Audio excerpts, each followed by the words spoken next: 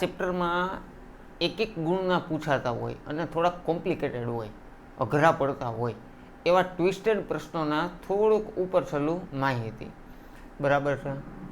જો આપણને ખ્યાલ છે દ્વિઘાત બહુપદી કયા સ્વરૂપની હતી? p of x is equal to ax² plus bx plus c મુજબની હતી, જેના આપણે બે શૂન્ય હતા આલ્ફા અને બીટા, અને તેમના શૂન્યનો સરવાળો આલ્ફા પ્લસ બીટા કેટલો થતો હતો? માઇનસ b અપોન a, અને શૂન્યનો ગુણાકાર કેટલો થતો હતો? c અપોન a જેટલો.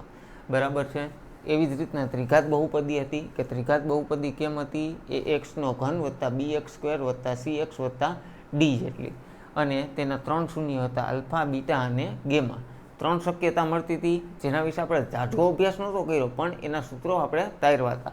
કેવા હતા? શૂન્યનો સરવાળો alpha plus beta plus gamma is equal to minus b upon a જેટલા, આલ્ફા ઇન્ટુ બીટા વત્તા બીટા ઇન્ટુ ગેમા વત્તા ગેમા ઇન્ટુ આલ્ફા, એટલે કે બે શૂન્યના ગુણાકારનો સરવાળો કેટલો હતો? c અપોન a જેટલો, અને alpha into beta into gamma એટલે કે ત્રણેય શૂન્યના ગુણાકાર કેટલો હતો? માઇનસ d અપોન a જેટલો હતો. બરાબર છે.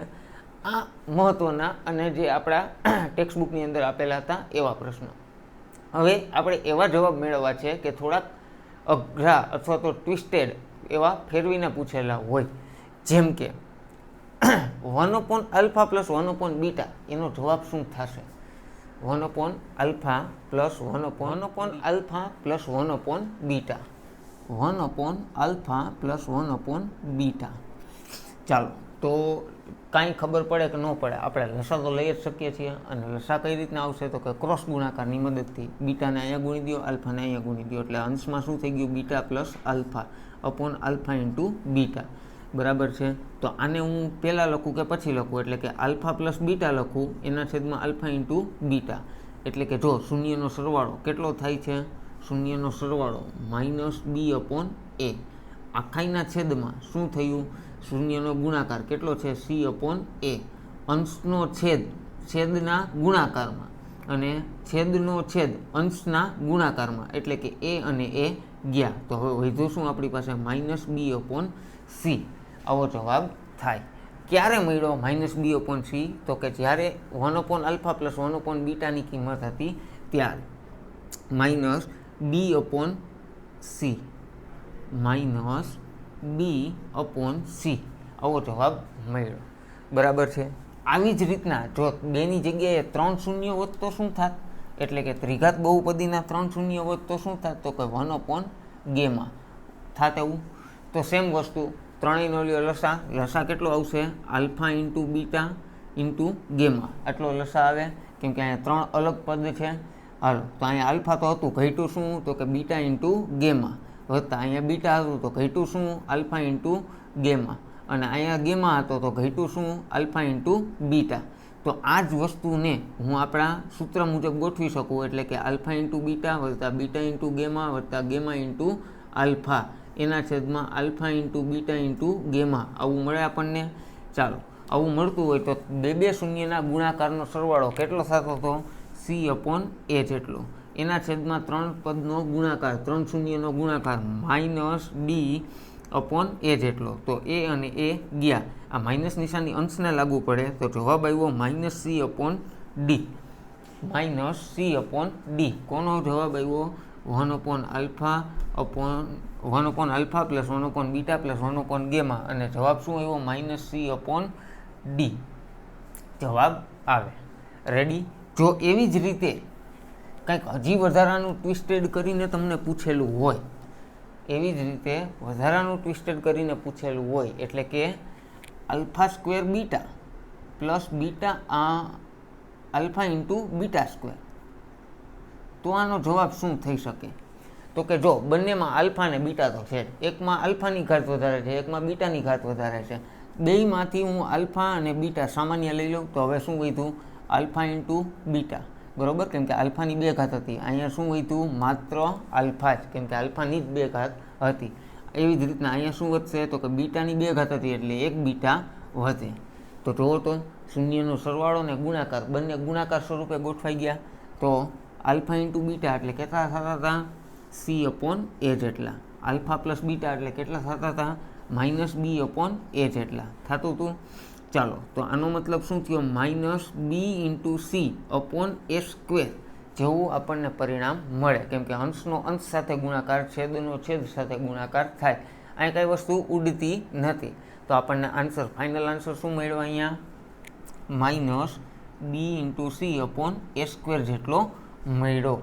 એવી જ રીતના જો ત્રિઘાત માટેની વાત કરીએ તો ત્રિઘાત માટેની વાત કઈ રીતે થઈ શકે? આલ્ફા સ્ક્વેર બીટા છે, આલ્ફા સ્ક્વેર બીટા ગેમા વત્તા આલ્ફા બીટા સ્ક્વેર ગેમા અને આલ્ફા બીટા ગેમા સ્ક્વેર. જો આવું હોય તો શું કરી શકાય? તો કે કાંઈ નહીં, દ્વિઘાતમાં જેમ કર્યું એમ જ ત્રિઘાતની અંદર થશે. કેવી રીતના? તો કે ત્રણેયમાંથી આપણને આલ્ફા બીટા અને ગેમા સામાન્ય નીકળતા હોય એવું લાગે છે. તો અહીંયા એ બે આલ્ફા હતા, એમાંથી મેં એક લઈ લીધો. બીટા અને ગેમા એક એક જ હતા, એ મેં લઈ લીધા. તો અહીંયા માત્ર શું વધ્યું? આલ્ફા. એવી જ રીતના આ ત્રણ પદમાંથી બીટા જે વધારે હતો તો એ જ વધશે, અને એવી જ રીતના આ ત્રણ પદમાંથી સામાન્ય શું વધ્યું? ગેમા. આલ્ફા બીટા અને ગેમા મેં બહાર કાઢી લીધા. હવે જુઓ, અહીંયા પણ 3 શૂન્યનો ગુણાકાર અને સરવાળો ગોઠવાયેલો છે ગુણાકાર સ્વરૂપે. Alpha into beta into gamma એટલે શું થતું હતું? માઇનસ ડી અપોન એ, અને એને ગુણ્યા alpha plus beta plus gamma એટલે શું થતું હતું? માઇનસ બી અપોન એ જેટલું થતું હતું. આવું થતું હોય તો માઇનસ માઇનસ કેવા થઈ ગયા? પ્લસ બી ઇન્ટુ ડી, અને છેદમાં એ ગુણ્યા એ એટલે કેટલા થયા? એ વર્ગ થાય. તો અહીંયા આપણને શું જવાબ મળ્યો? બી ઇન્ટુ ડી અપોન એ સ્ક્વેર જેટલો જવાબ મળ્યો. બરાબર છે? તો છેલ્લો પ્રશ્ન શું કીધું છે આપણને? Alpha square plus beta square, alpha square plus beta square. જો આપણે અહીંથી શરૂઆત કરીએ. શરૂઆત કઈ રીતના કરશું? તો કે આલ્ફા પ્લસ બીટા બરાબર આપણને ખ્યાલ છે શું છે? માઇનસ બી અપોન એ છે. બંને બાજુ વર્ગ કરતા, બંને બાજુ વર્ગ કરતા, કેમ કે એક સાઈડ તો કાંઈ થઈ શકશે નહીં, એટલે શું થયું? આલ્ફા પ્લસ બીટા આખા કાઉન્સનો વર્ગ બરાબર શું થયું? માઇનસ બી અપોન એ એનો વર્ગ. ચાલો કરીએ વિસ્તરણ. અહીંયા વિસ્તરણ શું થશે? Alpha square plus 2 alpha beta plus beta square થાય ને? 9મું ધોરણ બહુપદી ચેપ્ટર યાદ કરી લેજો. તો અહીંયા શું થઈ ગયું? બી સ્ક્વેર અપોન એ સ્ક્વેર થાય. આવું કઈ રીતે થયું? તો કે જો માઇનસનો વર્ગ કેવો થાય? પ્લસ બીનો વર્ગ બી વર્ગ અને છેદમાં એ વર્ગ. આ બે ઘાત છે એ બંને પદ અંશ અને છેદને લાગુ પડે. બરાબર છે?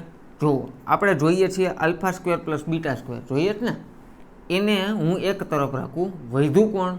-2 આલ્ફા બીટા, એને બરાબરની પેલી બાજુ જવા દઉં. એટલે કે alpha square plus beta square બરાબર શું થઈ ગયું? અહીંયા બી સ્ક્વેર અપોન એ સ્ક્વેર તો હતા જ, અને આપણે ધક્કો કેને માર્યો? -2 આલ્ફા બીટાને, 2 આલ્ફા બીટાને. ચાલો તો અહીંયા તો આપણી ડાબી બાજુ તો કમ્પ્લીટ થઈ ગઈ. જમણી બાજુના ફેરફાર જોતા રહીએ.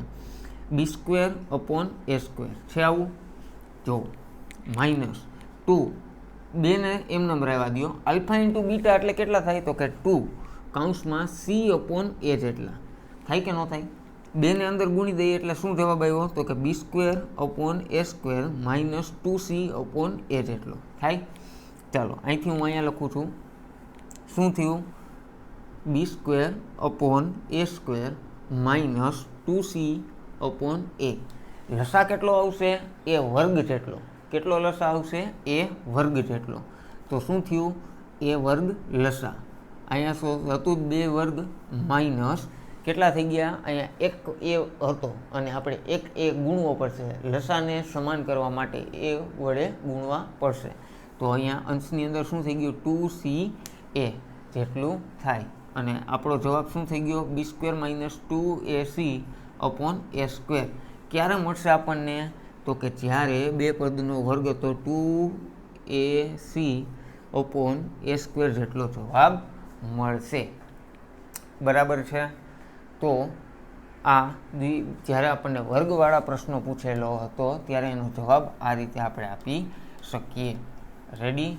હવે છેલ્લો પ્રશ્ન. છેલ્લો પ્રશ્ન ત્રિઘાત બહુપદી માટેનો છે. A square plus B square plus alpha square plus beta square plus gamma square હોય તો જવાબ કઈ રીતે મેળવશો?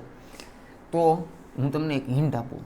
જો આમ લખી શકીએ alpha plus beta plus gamma, 3 શૂન્યનો સરવાળો કેટલો થતો હતો? -b/a જેટલો. આમાં પણ બંને બાજુ વર્ગ કરું તો alpha plus beta plus gamma એનો વર્ગ બરાબર કેટલો થઈ ગયો? -b/a એનો પણ વર્ગ થાય. ચાલો આનું વિસ્તરણ ધોરણ 8માં ભણી ગયા, 9માં ભણી ગયા. ચાલો શું થશે? Alpha square plus beta square plus gamma square બરાબર 2 alpha beta plus 2 beta into gamma plus 2 alpha into gamma. અને જવાબમાં આ બાજુ શું થઈ ગયું? b/a² થશે. એ જ રીતે alpha square plus beta square plus gamma square મળી ગયું.